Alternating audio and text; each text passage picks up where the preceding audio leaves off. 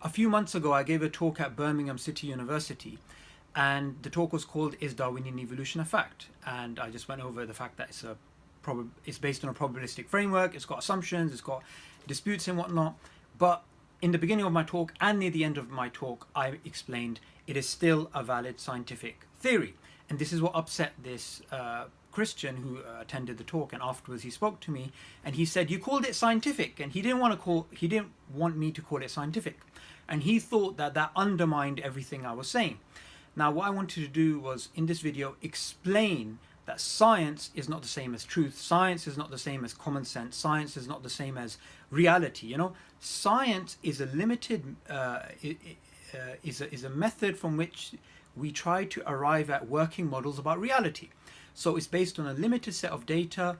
We come up with a general conclusion, but you can always get a future observation which can challenge your previous theory, which is known as the black swan problem. And likewise, this data can give rise to multiple alternative theories. This is known as the scatter graph problem. So because of these two particular issues, all philosophers of science are in agreement that science doesn't give you absolute conclusions. It gives you working models about the world.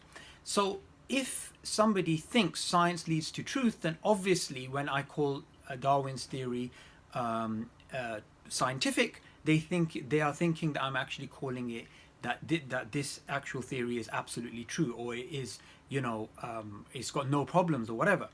Now, the other thing that we need to realize is that this approach, that science doesn't lead to absolutes, is something which scientists themselves, they know and they work around. So for example, in physics, we have quantum theory and we also have general relativity. Now, a scientist accepts both of those as valid scientific theories, yet at a fundamental level, they contradict each other. So whenever there is a scientific theory which has been generally accepted, we as Muslims and we as, whoever we are, we should just accept it, regardless of whether it fits in line with our theological beliefs or our personal beliefs or our personal preferences. We should simply accept it. If I existed 70 years ago and we had the static state model that the universe was eternal, it always existed and always will exist, a theory which Einstein believed in and many, many people believed in, and there was a consensus amongst physicists that the universe had no beginning, then I, as a Muslim 70 years ago, even though that conflicted with my theological belief that the universe has a beginning, I would have simply have said, well, do you know what? I still accept it as a valid scientific theory. And now we know that that has been replaced by Big Bang cosmology, in which the universe has a beginning, which is in line with the Quran. And 70 years from today, it could be we go back to some sort of eternal universe theory.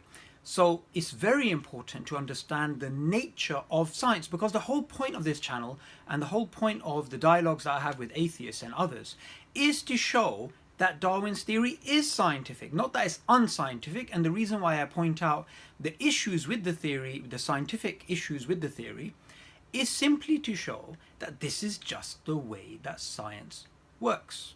So I hope I've clarified in this video the difference between science and absolute truth.